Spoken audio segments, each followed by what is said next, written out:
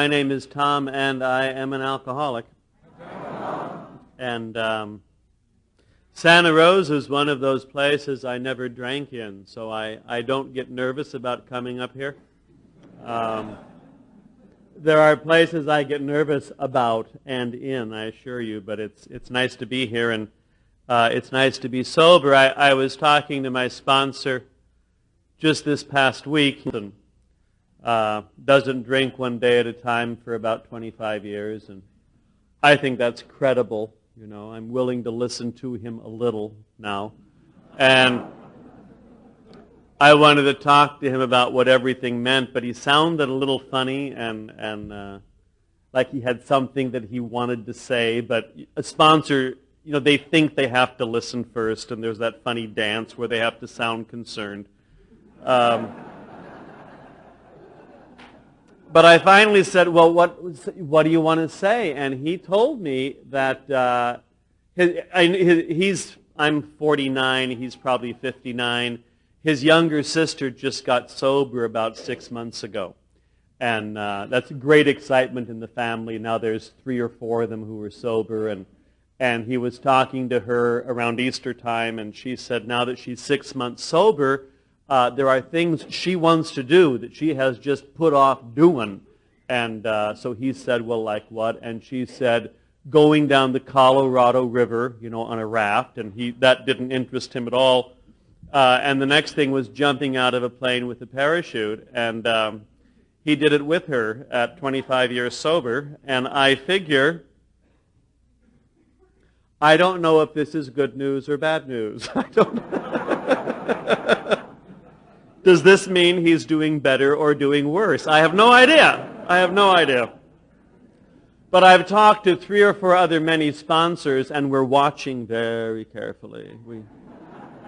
We wonder about his program. Anyway, I'm glad to be here tonight and glad to share with you. And there are newcomers and visitors, and that's always good stuff. AA is a funny kind of dance. And it takes a little while to get the rhythm of it, but you need to know that they don't ask people to come and speak so that we can be role models for you little people. I mean, you need to know that right away. That's not what we're here for. They usually bring us here not as examples, but warnings. And if by the end of the meeting you feel a lot better about your program and your sponsor, it's fine. I mean, well, at least I'm not him, you know, what a relief. That's just great. I'm pretty aware of my ongoing deterioration, and I try to live with it a day at a time. And but what it was like and what happened and what it's like now, I went to an AA meeting, I think in 1970 or 1971. I was in college. I was in Washington State. I was out in central Washington at the Nespelem Indian Reservation, and I was staying in a church with some pals of mine. We were going to be doing some work around there, and the only thing happening that Friday or Saturday night, I forget which, it must have been Friday night because we had dope left. You know how you count. The only thing going on in that little town was an AA meeting, and it was in the church itself. And so I went to it, and it was Native American people. The tribes there are Colville tribes and Nez Perce, and they would come together, and Irish, and that's who was there at the meeting. And maybe 10 people, and they all smoked cigarettes without filters, and they drank black coffee, and they talked about feelings and day at a time and dignity and gratitude for breathing sober air. I identified with an awful lot of what they talked about. I really did. But I was not done yet. So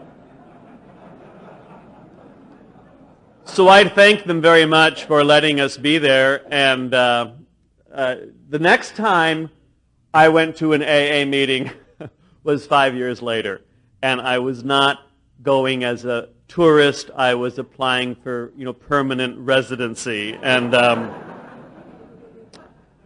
I was 29 years old, and I'd been drinking for a long time, and I had no hope or joy or focus in my life. I was pretty miserable. If I was a little more sensitive and a little more aware, neither of which I was. But if I was, I would have noticed that I was both bleeding and on fire. But I didn't know that at the time. I just knew I was in trouble. Okay. I go to meetings. I live in Oakland, and I've lived in Oakland since 1981, but I got sober when I was going to school and living in the People's Republic of Berkeley, which was an extraordinarily fine experience for me, and I don't know if I could have gotten sober anywhere else. I mean, I really don't know, because I have been to meetings in a lot of places, and I leave with the sense of gratitude that I didn't get sober there. Have you ever done that? But I was at a meeting in the East Bay this past year, and there was a guy there talking about alcoholism, and I do try to listen. And he said that in his experience, alcoholism was a lot like dancing with a gorilla. You're not done dancing until the gorilla is done dancing.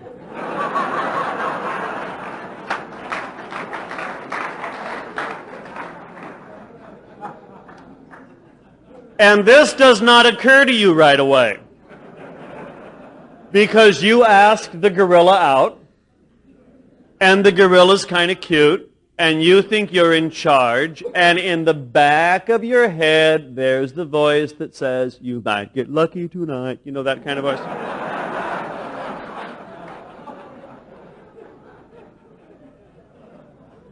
And then there comes a time in the evening where you want to sit the next one out. And the gorilla doesn't want to. And you don't. And then the gorilla wants to tango, and you explain that you don't know how to tango, and you discover that the gorilla doesn't care.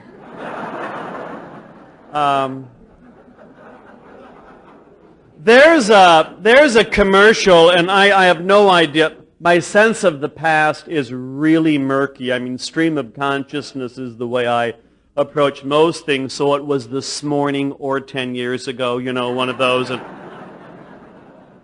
But there was an ad in the last 35 years where they got Samsonite luggage and put it in the gorilla cage, and the gorilla got very excited, but the Samsonite luggage survived, and that's better than a lot of us. A lot of us don't. A lot of us get crunched up by the gorilla.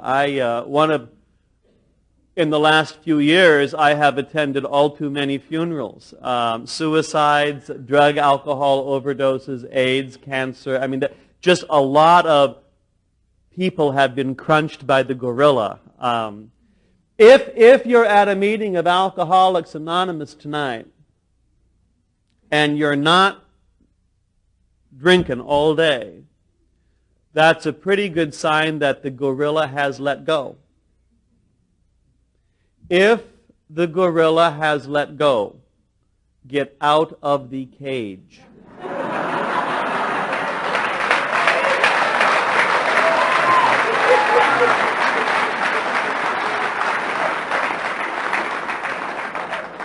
And don't go back into the cage, even if they're playing your song. You go,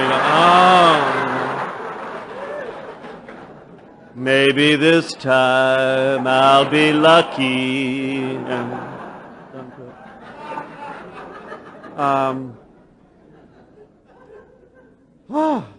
I started drinking when I was young enough to think that mixing bourbon and Hershey syrup was a good idea,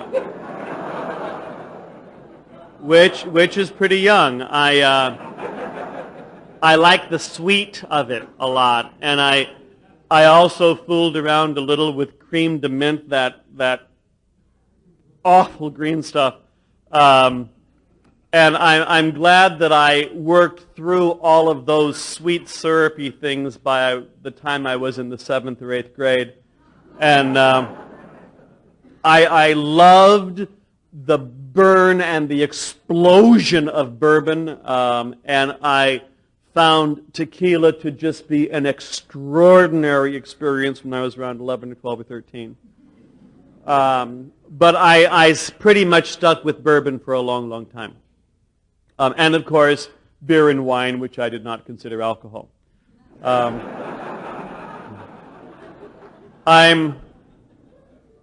pretty bright, and I'm pretty driven, and I'm pretty manic, and that got me through school. And it got me through school with pretty good grades most of the time, and most of the time I was able to function a lot. Over time, it got more and more complicated, as many of you can identify with. There's a physician in Marin County named Dr. Gill A. Bad drunk. And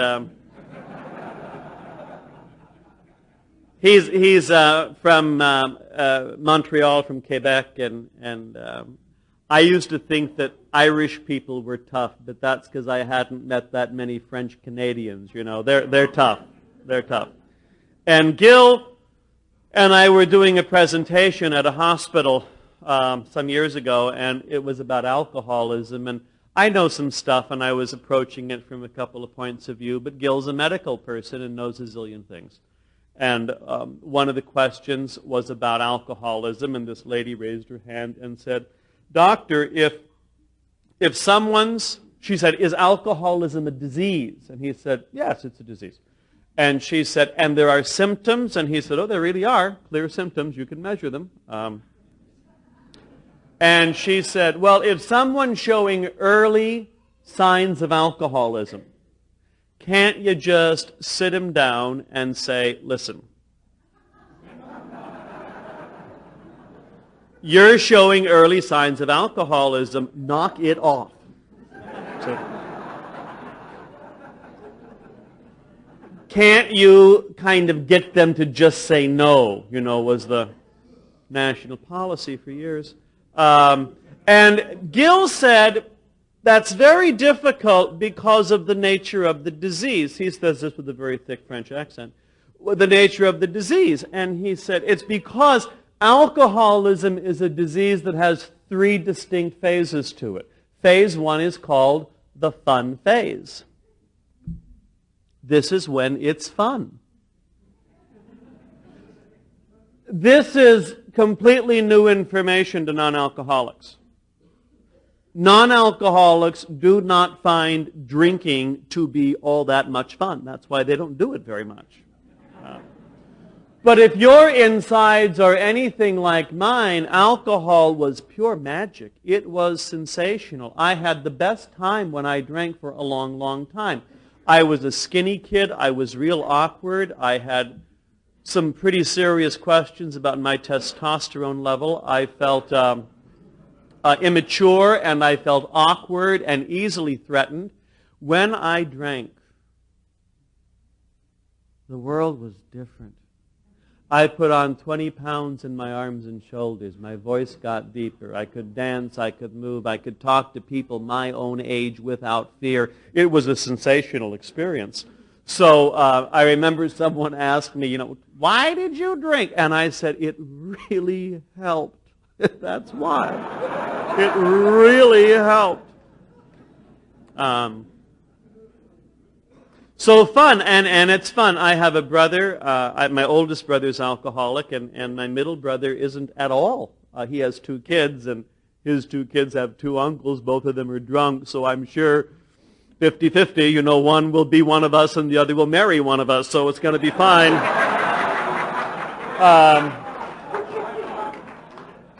But I was explaining to my nephew, his chances are not 1 in 10. I mean, trust me, it is not 1 in 10. It's like 1 in 2, so keep me posted.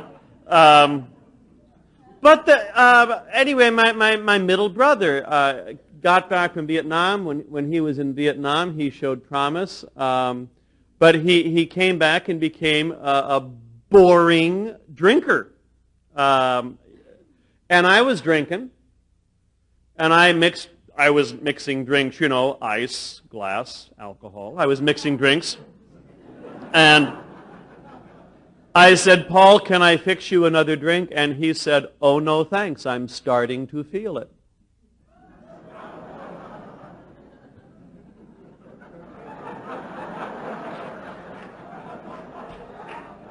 I said, Paul, the point is to feel it.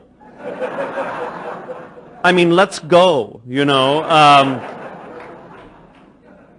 There are huge numbers of people who don't like the feeling, who it just doesn't do it for them. I met this lady, her name was Clara. She was in her 80s when I met her. She's one of these remarkable women you could write books about.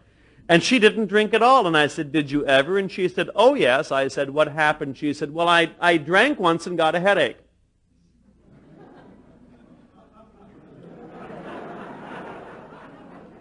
And stopped? I mean, I can't imagine letting a headache get in the way of a career. She didn't like it. One of my friends, I tried turning him on to marijuana. We smoked 3 times. He threw up each one of those 3 times. He never wanted to do it again. I just don't think they try hard enough.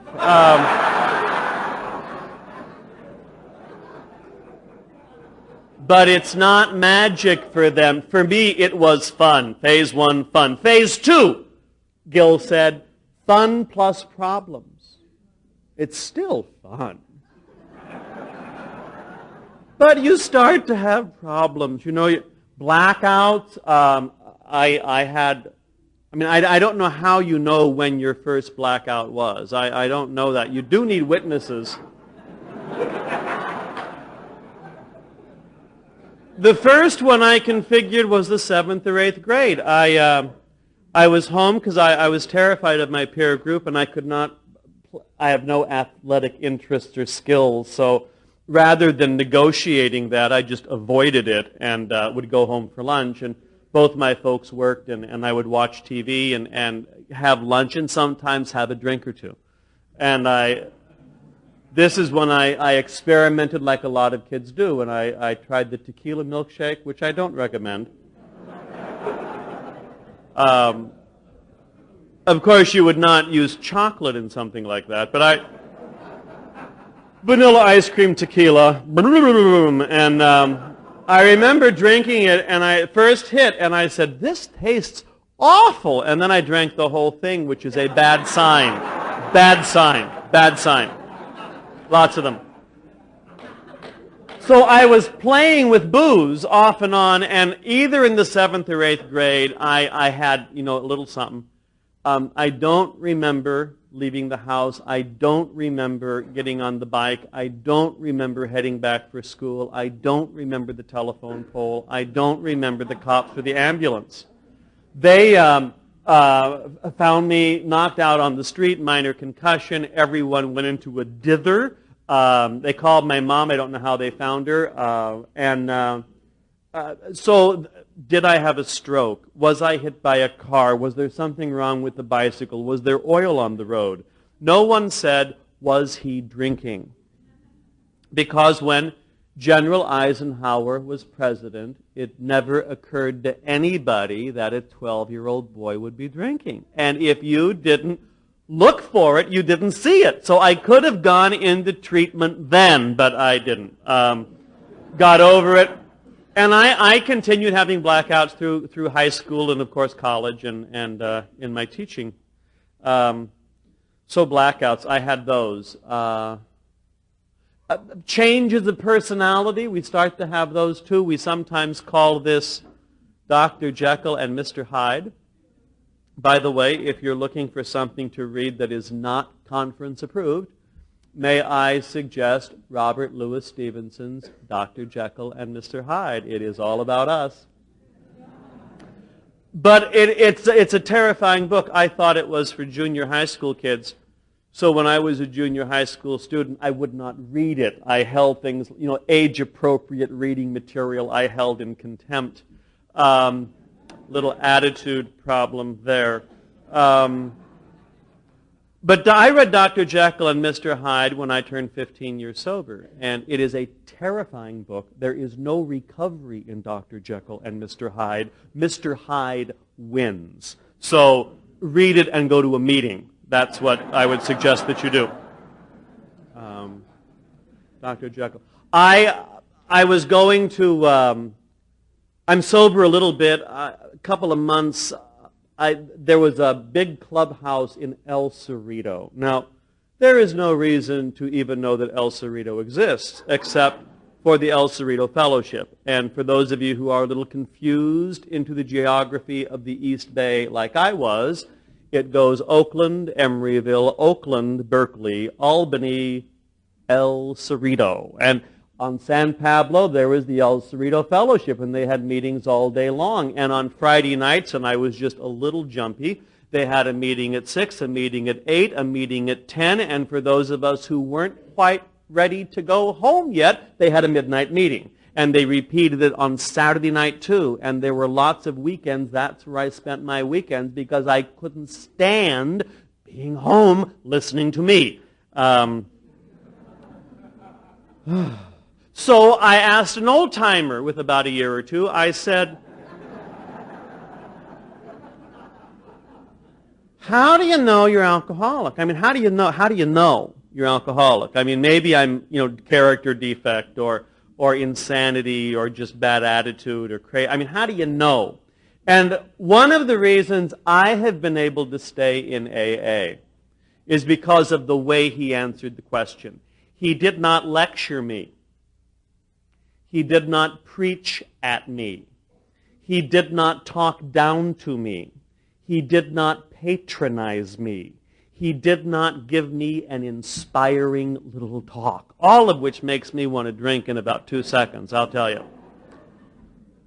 He did not say, Tom, here's how you know you're alcoholic. He said, here's how I know I'm alcoholic. He shared his experience with me. He didn't try to interpret mine, which I'm real grateful for. So, how do you know? And he said, well, I know I'm an alcoholic because I have no way of guaranteeing my behavior after my first drink. He said, a lot of times I could drink and nothing would happen. I mean, nothing would happen. Other times I'd drink and anything could happen. And I never knew which one it was going to be, You try to predict, So, Dr. Jekyll, Mr. Hyde, there were times I drank and I got home or stayed home and, no incidents. Other times I could find myself in humiliating and degrading experiences or real dangerous situations or driving real drunk in real awful places, like freeways. And I did that for a long, long time. So Dr. Jekyll, Mr. Hyde. I also had a pretty good dose of Snow White and the Seven Dwarfs. And I would drink and I could become happy or dopey or sneezy or sleepy. Occasionally, I'd turn into Snow White, which confused me more than I can tell you. So,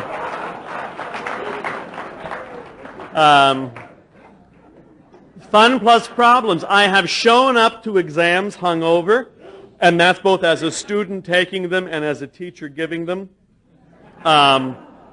I never got tattooed while I was drinking. When I went into a dry-out place, I was the only person there, and we had men and women on the floor. I was the only person there without a tattoo. I am personally relieved that I got sober before we started piercing everything.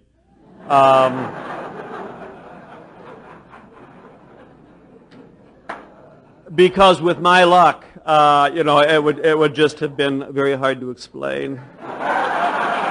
Okay. Piercing. So there's fun plus problems, and then stage 3 of alcoholism is just called problems. Problems. The book says, the good times were gone. Never again could we recapture the great moments of the past. They were, but yeah, that's the place. And I was there for a while, probably a couple of years. In a way, step 1 asks a couple of questions, powerless, unmanageable. Step 1 says, are you still having any fun? And if the question is, oh yeah, well, you're not done yet. Go get done. Step 1 says, General Custer, more are coming.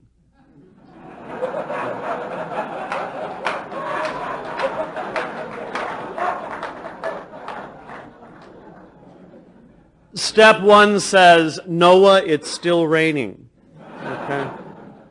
I don't know of any, and I have not met everybody, but I don't know of anybody who starts coming to meetings after just 1 or 2 really awful experiences. Most of us have to be hanging out there for a while, and if you're bright and stubborn, you hang out longer. Just miserable. So in a way, and this has been my experience in hanging out with drunks and junkies, for many of us, pain is our best friend because it cuts through the bullshit and nothing else does, So Gil is talking to this woman, if someone's in early signs, can you get them to quit? And he said, if you know someone in early alcoholism, the fun phase, get out of the way. And pray that they get to problems real fast. That's the easiest way of doing it. And when they get into awful situations, cheer up. It's the best way of handling it. So step 1. Step 1 for me was not a problem. I'm a little inclined to depression anyway. So the fact that I was doomed was not new information to me. I was at a meeting somewhere, and alcoholics come up with rules. We have to get these rules organized. And, how you do meetings and what you allow and what you don't allow. And I was at a meeting in Sacramento last week, and I went to this Sunday night meeting late, and they had some visitors and newcomers who didn't follow the rules. And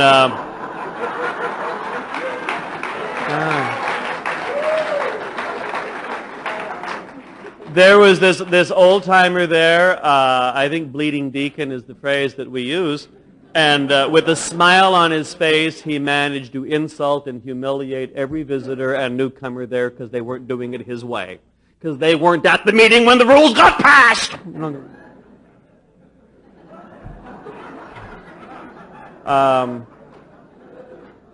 So at this meeting somewhere, the rule is if a newcomer is at the meeting, you can only talk about step 1. Only step 1. And I guess that's because they don't want to give the newcomers hope.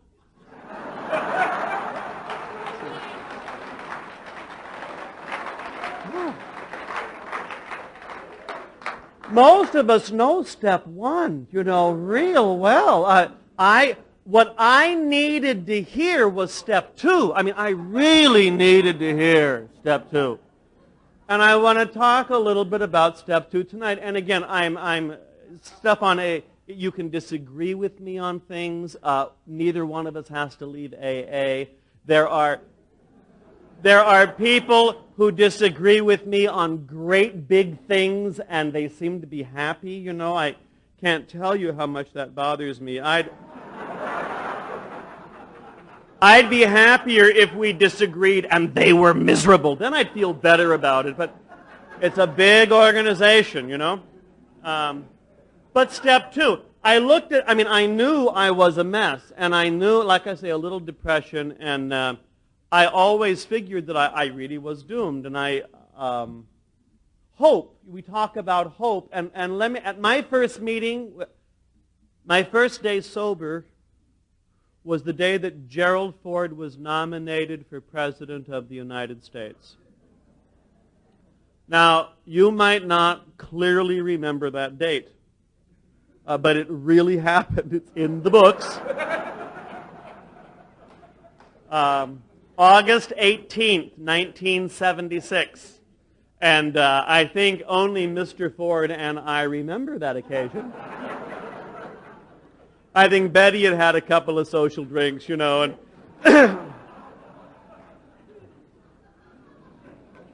hanging in the back on Nelson Rockefeller somewhere. I have a great scene. Oh, well, different question. Hold on now. I just got first day without a drink. Nelson Rockefeller. Come on. Oh, it's so sad when you drink so long. It just miswires your brain. Step one. Oh, first meeting. That was a Wednesday. My first meeting's Friday night. Old Timers meeting in downtown Oakland, where I still go to meetings. Central office, 2910 Telegraph. And I went to this meeting, and it was all old timers, and I wasn't feeling real well. And they told me at that meeting, go to lots of meetings, don't drink in between meetings, don't use no dope. We'll get back to that. But I just tried to kind of follow things around there, but it's not quite it yet. Hold on. Step 2. Somehow this is connected with step 2. So let me just talk about step 2. But there was a really nice connection, and it would have fit perfectly, and you would have said, gee, he is creative how he weaves that together, but it's just gone. Tragic. Tragic. Oh, no, I don't. The hope. As soon as you let go, it happens.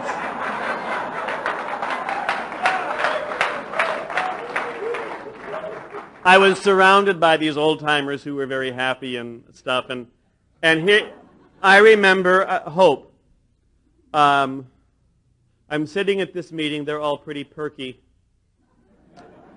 I wasn't feeling real good, not having had a drink in about 3 days. And here's what went on in my head.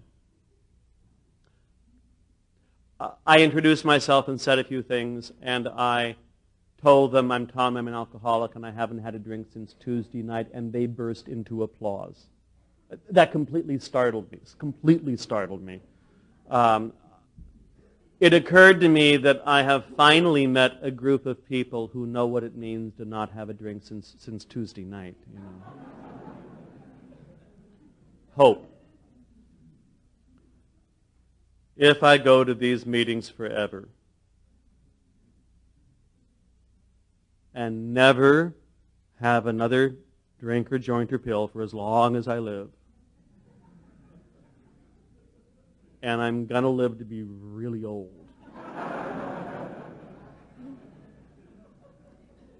The hope was it won't get any worse.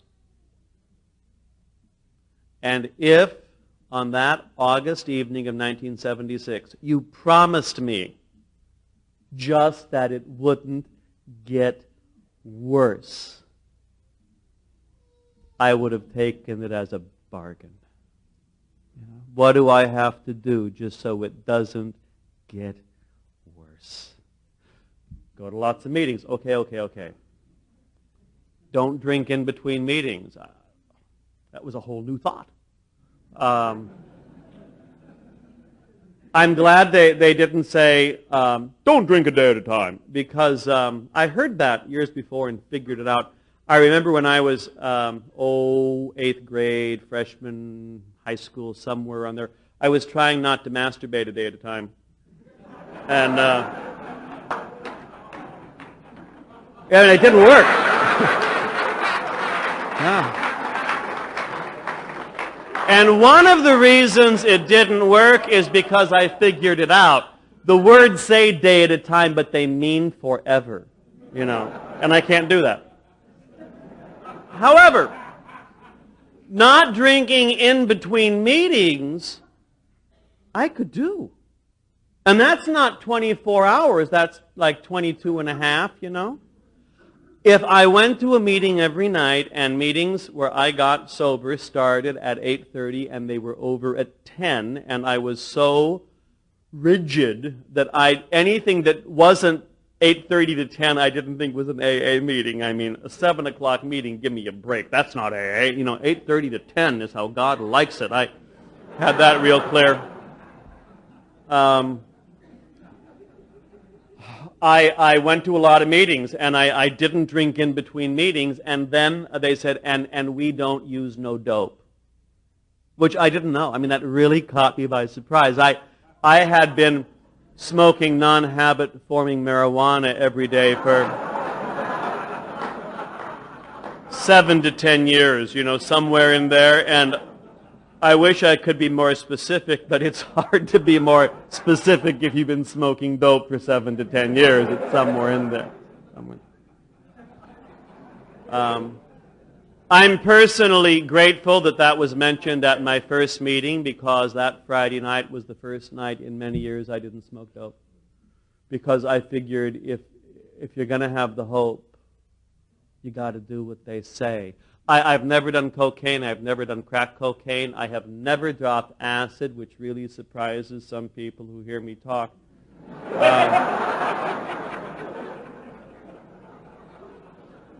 Because I sound like I stared at the sun for a long time, but I really haven't. This is me. This is me.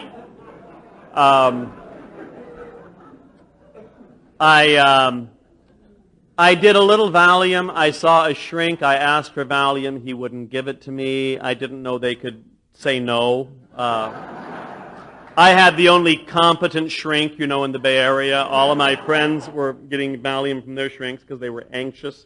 I said, why won't you give me Valium? He said, because you abuse it like you abuse alcohol. I said, right. He didn't understand. So the only Valium I've ever taken, I've stolen from my friends, and I don't think that should count. And one reason I didn't like Valium is it took 20 minutes, and who has time? You know, I mean, let's go. And I've done a little bit of amyl nitrate, but it was just to get to know people, so I wouldn't get more concerned about that. I'm basically an alcoholic who'd smoked a lot of dope. I mean, that's how I get in here. But back to step 2. Here's how I saw it. It looked like this. We came to believe that a power greater than ourselves would restore us to sanity. And so I figured that first I have to come to some kind of situation with a power greater than myself. And then I'd be restored to sanity, because that's the way the wording went. That has not been my experience. My experience is the reverse. I started getting restored to sanity, and then I came to believe in the power greater than myself. It's backwards for me. And the sanity thing is very strange. I mean, how do you spot sane people? I saw a good shrink, and he said you can spot sane people by their behavior. Isn't that a revolutionary concept? And he said sane people are capable of working, loving, and playing. If you know someone who can work, love, and play, you know a pretty healthy person. And I remember asking him for some more words, because I wasn't identifying with any of these, you know. As far as the work thing went, I prided myself on my working ability, and it took me a little bit of sobriety to look on my work history with sober eyes. The only thing I lived for was the classroom. That was the only thing I lived for. And I was close to 10 years sober before I could do an honest inventory on my role in the classroom as a drunk. and I was unreliable. Unreliable. Most of the time just fine, but every so often just awful. Students I have taught are now sober, and we connect on some of those things. We were both drinking at the same time, you know. I've seen them at meetings. What I didn't understand was there was a big difference between being busy and being able to work. Big difference. I'm busy a lot. But work means you start the project. I'm told this. You start the project, I can do that. You stick with the project. And then you finish the project, and then you clean up. If you can do that, you can work. Now, I have to be very attentive to stuff like that, because I am real willing to start and run, you know, but to learn how to work. I also find that in sobriety, a lot of us change careers and jobs. My hardest year sober was my second year sober. I was back in the classroom. I was not fit to be there. It had nothing to do with my intellectual capability. It was my emotional capability. I was raw. And it was as if 2 to 3 to 4 years sober, the skin hadn't quite grown back over the nerve endings. This was, you know, and our personal adventures before and after. I was going to a huge number of meetings, and I bumped into one. I guess I was sober 3 years, and I was very involved in the school, and certain people knew I was a sober person, so I got referrals of kids who were in trouble, but I was with kids a lot, and at the end of my perhaps third year teaching, we were doing an evaluation, and one of my students said to me, "You have a way of making people feel real small." Because what I was using as a weapon was ridicule, sarcasm, putting people down. I was raw, and I was angry, and I did not know how to do any of this. And the fact is, it just takes it has taken a long time for me to learn how to do some of those things. But I was, I didn't remember that kid telling me that until 3 years ago. I just went, oh, God. Work is a big deal. Loving is a big deal. And I probably don't need to mention this in Santa Rosa, but we usually have to mention this in Berkeley. There is a lot more to loving than getting laid. Behave towards others, plural, even if I'm not in a good place. It's about how I behave towards others. And in my observation, older people seem to be able to do this better than younger people. And I just think it takes a lot of experience to learn how to love. And play. I had to learn how to play. I didn't like it. I had never done anything frivolous without booze or dope. And the shrink told me if I did not learn how to play, I would never get well. And so I've had to learn how to do that, and it's been kind of terrifying. Going to a concert for the first time without being stoned. Going to live drama. Yesterday at the Cal Berkeley campus, I went with a fellow who's sober now 10 years, first time to do this. Every Thursday at noon, out in front of the Student Union building, they have the UC Berkeley Jazz Ensemble play for 1 hour. And it's kids, and they play, and it is wonderful. And people are wandering around doing their thing. And there were 3 old drunks listening to these kids, me and these 2 other guys. And I just thought, this is a lot. This is life. This is wonderful, you know. I'm glad I can do that. I might do it again between now and the next 10 years. I don't know. Let me wrap up. I know I'm running a little over time, and I don't want to, you know, I know there's a lot to do in Santa Rosa on a Friday night. And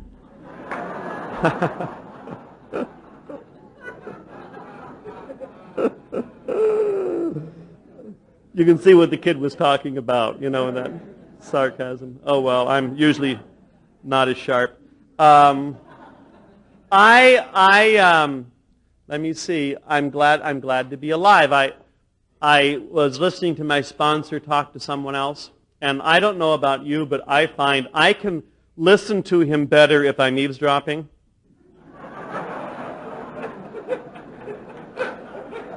I don't know why that is, but when he talks to me, I kind of get a little defensive and notice that he's ready to jump out of planes at 13,000 feet. He was saying that he's not surprised he's sober. He was saying, however, that he was real surprised that he was grateful he was sober. And I really like that distinction. I have gone through periods where I wasn't drinking. And I needed this fellowship and every meeting I've been to for over 19 years to learn how to live frequently in gratitude. And I'm frequently pretty grateful. I was explaining to him that I would be even happier if I got my own way more.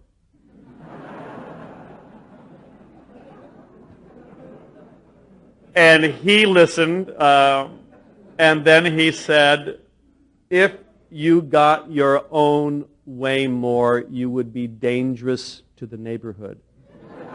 So I have to keep that in mind. I think being sober and sensitive and conscious is a wonderful experience, but I think life's real hard. I really do. I think it's hard. I think it's hard to be here. I am frequently struck with how unfair a lot of things are.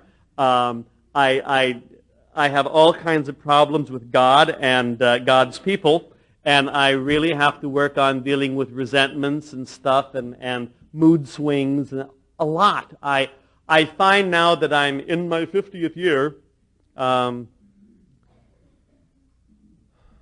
it takes me about all of the faith and hope and love that I have to get through the day. I used to have a lot more left over, and I don't anymore. I'm done by the end of the day, and I need serious sleep so I can get another dose of it tomorrow.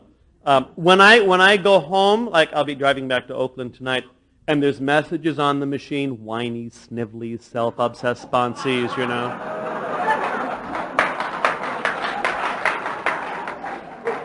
Hi, I'm not feeling well. Could you call?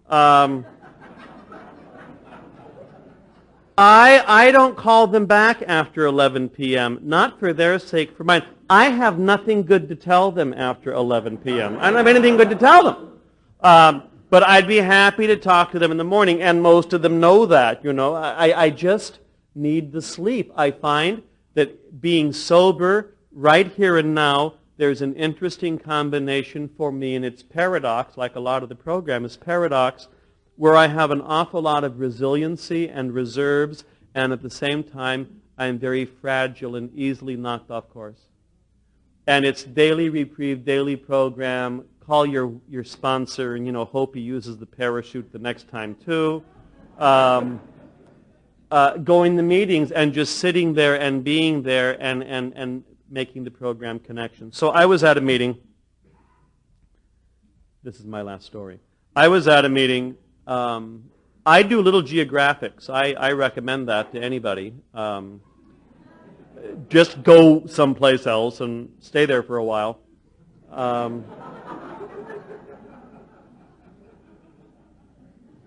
So this is 10 years ago. I was in Scandinavia for any number of reasons, and I was at an English-speaking meeting in Stockholm, and a small little group of people, and this American woman came into the meeting, and in AA we do not give advice.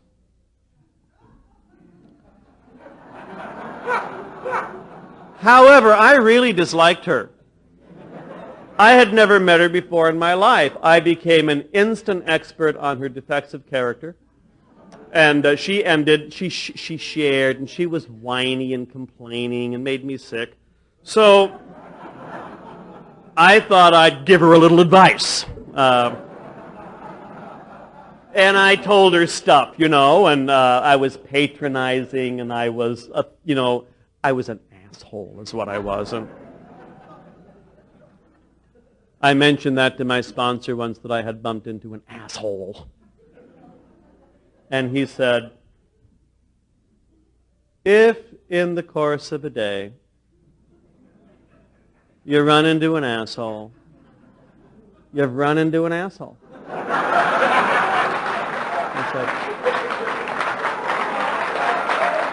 He said, they're out there, don't take it personally, just record it, don't make a big deal out of it.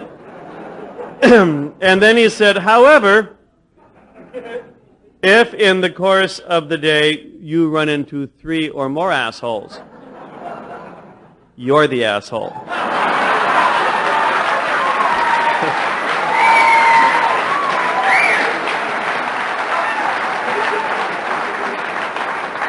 And my question was, why is he telling this to me? So, but I was awful to this woman. I really was, and I ended by saying something that always drives me crazy. Keep coming back. It gets better, little lady. And she looked at me and said, we don't say that in New York. And I said, oh, really? Well, what is it that you say in New York? And she said, in New York, we say, keep coming back. First, it gets better. Then it gets worse. Then it gets real. Then it gets different. Then it gets real different. And that's my experience. Sober today, life is real different. It's a real rich experience. There are wonderful things and there are very painful things, and there are splendid things and there are things that just make the hair stand up on the back of my neck. And I'm glad that clean and sober I can participate in this dance, and I'm sure glad you're here to dance with me. Thanks.